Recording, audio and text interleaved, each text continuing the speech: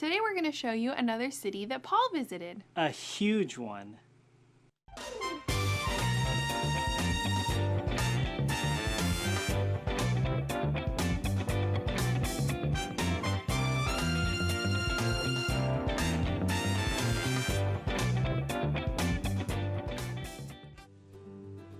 Hello, welcome to Around the World with Joshua and Alyssa. Right now we are showing you some things that we saw in Greece last year when we went, and I'm really enjoying going through these because part of it is that it seems so recent, and part of it is just one of those experiences in life that was really amazing and something that I would love to go back and do again. And every time I look at pictures, it's just fun to see. And so anyway, today we are going to show you Corinth, and the ancient city of Corinth in Greece. So this is Corinth, and Corinth was one of the oldest and most significant cities in Greece. We know Corinth probably because in the New Testament, Paul went to Corinth. When he went to Greece, he first started up in the north side of Greece, Philippi, Thessaloniki, and Berea. But then he came down to Athens, and we already showed you some things in Athens. And after departing Athens, he went to Corinth. And if you look this up in the book of Acts, I believe this was his second missionary journey where he first went to Corinth. But even before Paul, Corinth had been around for many years. In fact, in about 400 BC, so about 450-ish years before Paul, Corinth was one of the largest and most important cities in Greece with a population of about 90,000. Oh. Well, there must still be a lot of it underground, because it felt like a big city, but not 90,000. Yeah, I don't think we quite saw the expanse. A lot of it has been excavated, but a lot of it has not, just because there's so much there. And a lot of what they were excavating recently was just like graves.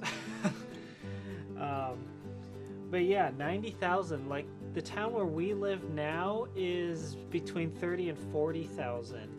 And we have like big apartment buildings and all those things. So I can only imagine how expansive this was to have 90,000 people. Anyway, the Romans came along in about 146 BC and demolished it and rebuilt a new city in its place and made it capital of Greece. But anyway, a lot of what you're seeing in these pictures was the Roman Greece, or the Roman Corinth, because this would have been after that time. I believe this building here was originally like a fountain. I don't remember, they didn't have a whole lot of details about it, but it was pretty well intact, but I believe that's what it was at one time. Now, one thing you might notice from a lot of our pictures is that things like this, all of these columns, these pillars are laid out nicely in rows. That is not how they were originally. That is not how they fell apart. This is how the excavators have put them after logging them into books and recording them and figuring out where they think they went. There's just so much there that a lot of it they just put in rows like this. So some of the things you'll see are in their original place, and some of them like this are just there because they weren't going to reconstruct everything, and so they had to put things somewhere. I wonder if those are from different time periods too, because if you look at them, some of them have like a smooth shape, and then some of them look a lot older than the other ones. Yeah, that's possible. And there was a difference between Roman columns and Greek columns. And sometimes you might even hear like Corinthian architecture or Corinthian, what are those things at the top of the columns? I should know this, but I can't remember right now. Yeah. Anyway, So there was a particular style that was unique to Corinth.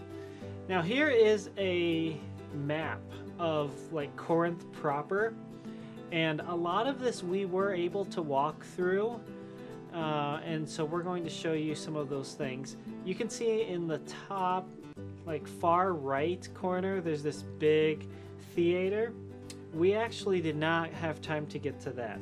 That was on the side of a hill, and we saw it from a distance, but we weren't able to go over there and take a closer look at it.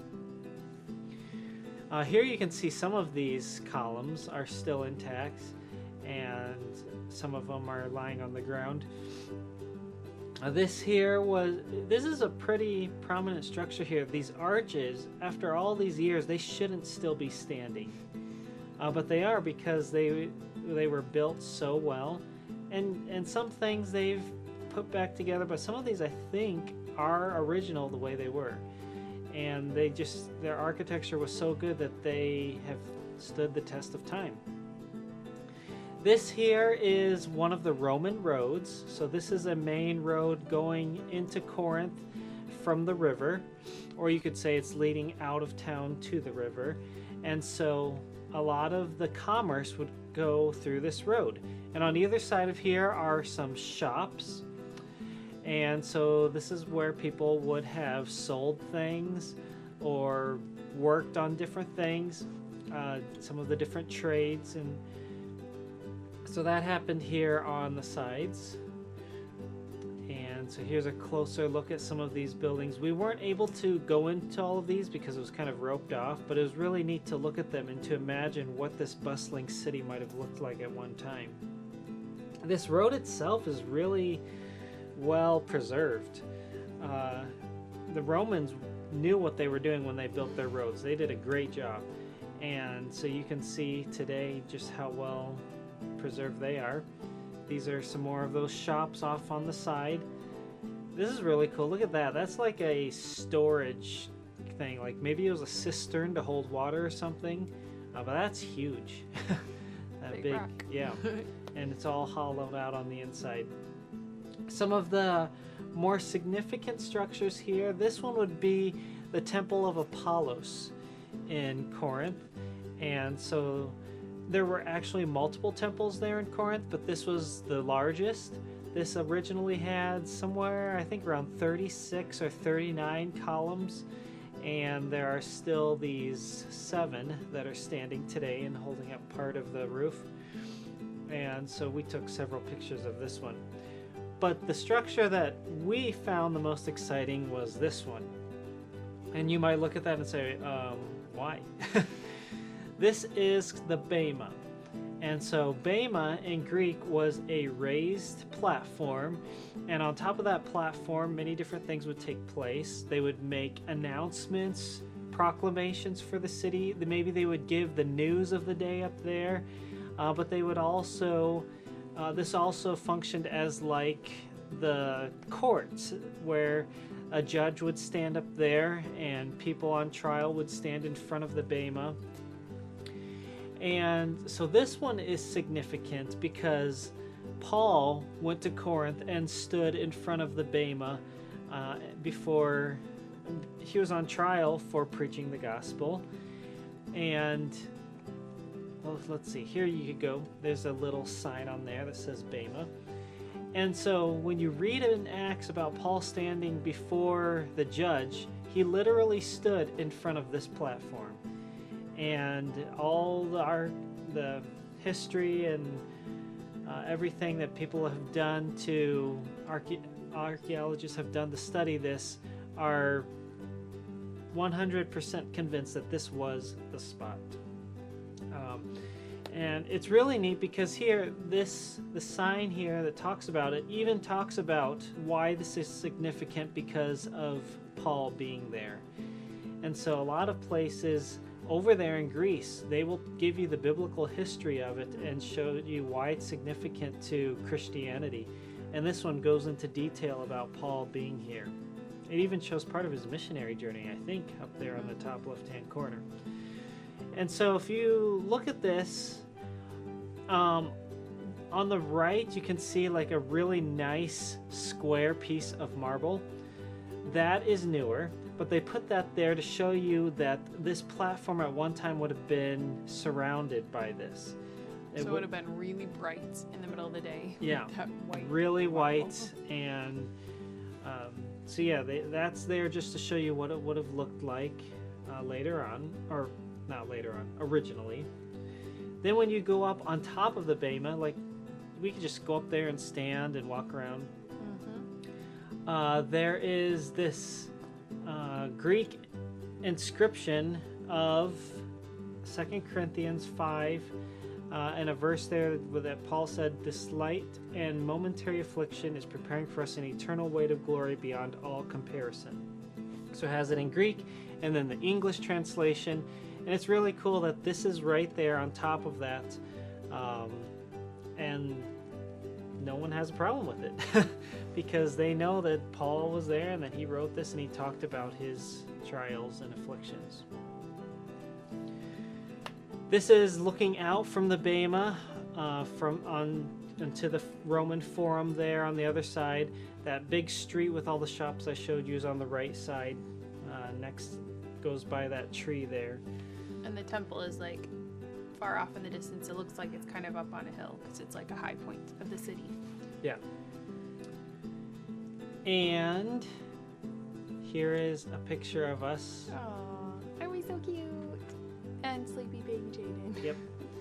And so this is up on top of the bema, and this is standing in front of it. I really wanted to make sure we got a picture of that because of the biblical significance of it. They also had a museum there that we were able to go in, but I believe you are not allowed to take pictures in there because I have no pictures. I think you might be right. I remember going through, and I think I remember feeling sad that I couldn't take pictures because there was a lot of really helpful information in there. Like, they talked about how the women in Corinth braided their hair and put all these beautiful things in their hair. And so when you read that and then you think about how Paul told the Corinthians not to have their ladies do that, it's like, oh, so that makes more sense because that was just what people did to show off in a sense, and he's telling them not to do that. And all these other things that I wish I could have just taken pictures to remember all that information, but unfortunately we were not allowed to do that. But it was still a very cool place to visit. And it is a bit of a drive from Athens. Mm-hmm. Couple hours at least. But Yeah. well worth the trip. And it just, when you read 1 Corinthians, 2 Corinthians, you read Acts, now you can visualize what Paul was doing when he was there. You can see the streets he walked down and some of the things that he was telling them about. It all just makes so much more sense when you've been there. And so that was really, really exciting to have that opportunity. Yep, it was cool. So I think it makes Joshua really want to go to Israel, and it made me really appreciate the trip that I got to take to Israel already. What also makes me want to go back to Corinth and take other people with me so I can show them. Yeah, it is pretty cool. It's always cool to see those places in real life that you read about in the Bible, because then it makes more sense. Mm-hmm. Like when you go to Rome and you see all the things in Rome, that helps you put together so much of your world history and the Bible, and ties it all together. Because the Bible really happened. It's not just a book. Yeah. I think that's also really affirming when you go to those places. So, I have some more missionary story today. We left off last time with the big storm that Susan and Abner were trying to stay safe from, and it was pretty scary. It ripped the roof right off of one of the buildings at the camp. And finally, when the storm was over, they realized there was no electricity, there was no propane to do any cooking, there was no gas to put in anybody's cars. They kind of were just like trapped and stuck on an island. And Abner was like, what are we going to do? Does our house even exist anymore? So they went over to where their house was, and it was a mess. It was destroyed. There was nothing left of it, really. It was just broken up from this big storm. And they didn't know what they were going to do. Well, they were walking around in the camp area, and they found one space that wasn't completely destroyed. And Susan said, you know what, we could stay here. This is like a little office. This could work for us for a place to live while we try to clean everything up. And as they were in the office, they found in a closet that there was some food left over from a team that had come down to help them work on some projects at their campground. And as they went through the closet, they realized there was canned chicken and canned beef and fruit and beans and all sorts of things that they could keep eating. And they realized God had provided food for them. They had like food for about a month with this food that had just been left over from a camp team, this team coming to help at their camp. And it was so cool to see how God had thought ahead. Obviously, God knew what was going to happen, and how he had provided food for them and for their helpers while they waited in this time to work on rebuilding. One of the biggest jobs they had to do was get that roof back on the camp building. And Abner said, I've never put a roof on before, so I'm going to have to ask God for a lot of help. And they looked at the pieces, and he worked together with some helpers, and in the very, very hot sun, they worked to bring those heavy pieces up onto the roof and to nail them down and to get everything lined up just right. And with God's help and a lot of work with the other helpers, they were able to get the roof put back on and put the camp back together so it could be used again, and then just help people on the island as they recovered from this really big storm. And you know what? When life happens for missionaries, sometimes they don't necessarily know what all they're going to be up against. So here's our picture of them finding the food. I forgot to flip to it earlier. But there they found all those different canned foods, and God provided just what they needed. Food to keep them going and to be able to help take care of the other helpers that were helping them with their projects too. So missionaries have to face lots of new things. We've talked about they learn languages. Sometimes they have a big storm like this. Sometimes they have dangerous situations like with the people they're serving, like some of the other stories we've talked about. And especially the one of Gracia Burnham. And then, oh, bless me. And sometimes there's even challenges like with the areas that they live in and with the nature. So Susan's dad was also Abner's boss, and he was like their coworker. He worked with them, and he needed to get some supplies from somewhere, so he was driving off in his van, and on his way back to the camp with all the supplies, he was driving by an area where a bunch of cattle lived. And the bulls were going to cross the street while he was trying to drive by, and he realized they're big animals. He realized they were really getting close to the road, and he thought he probably should stop and wait for them to cross. But instead of just crossing, they got closer and closer to his van, and they kind of started bumping into it. One of the bulls knocked the mirror off of his van, and he was very nervous because this is kind of a scary situation. These are big animals, and he's just in a little minivan, and he's just trapped there. And you're going to have to come back to see what happens next time.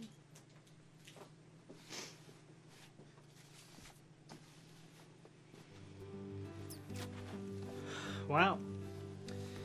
That actually is a good lead into the missionary we're going to talk about today, because you're mentioning how storms happen sometimes. Well, today we are going to give you an update on someone who Alyssa got to work not with, but in the same place for a few years. And that is Rhonda Green on Guam. And so here's a picture of her. And one of the things that happened this year, and Alyssa was tracking this really closely so she can actually talk about it better, was a typhoon. Yeah. And here is a picture from Rhonda of that typhoon that hit the island. You want to tell us just real quickly what a typhoon is, what happened, what it was like? A typhoon is like a hurricane, but it's just out in the ocean. And the hard part is the weather systems can kind of predict, like, we think that the air and the water and everything is going to go this direction, but they don't necessarily know. And so it can be really unpredictable. But when you get ready for a typhoon, there are different levels. Like you have to take off any sort of solar panels outside, because if the wind gets too much, it could blow around and hurt somebody, and you have to bring in all of your lawn furniture. And everybody has shutters on their windows, so you lock them with a key to keep the wind from coming in, or the rain from coming in, and then usually you lose power for hours, and for them it was weeks. Mm-hmm. Rhonda says that as they look back, they are thankful to Lord for his protection from the typhoon. She says 20 days after the storm, electricity was restored to the church's area. Yeah, it was a long time. So almost 3 full weeks.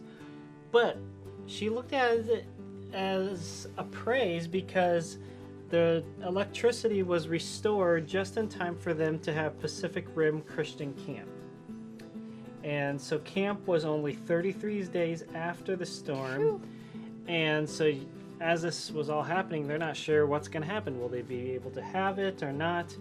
And so the fact that they did get electricity 3 weeks after instead of like 2 months after meant that they could have camp. And she said, praise the Lord for his working in lives. 27 of the 230 campers chose to trust Christ. Whoa, that's cool. Yeah, and 13, so about half of those were able to attend from, and 13 children were able to attend from the bus ministry. So a good number of them were able to do that. She says 47 days after the typhoon, God allowed her to help in an international English day camp as a bus driver. And so she's thankful for that opportunity because 2 people trusted Christ from that. Oh, cool. Now, she sent this picture and said that Pastor Gary Walton there at Harvest Baptist mentioned that there had been 53 souls saved this past year due to the church's ministry.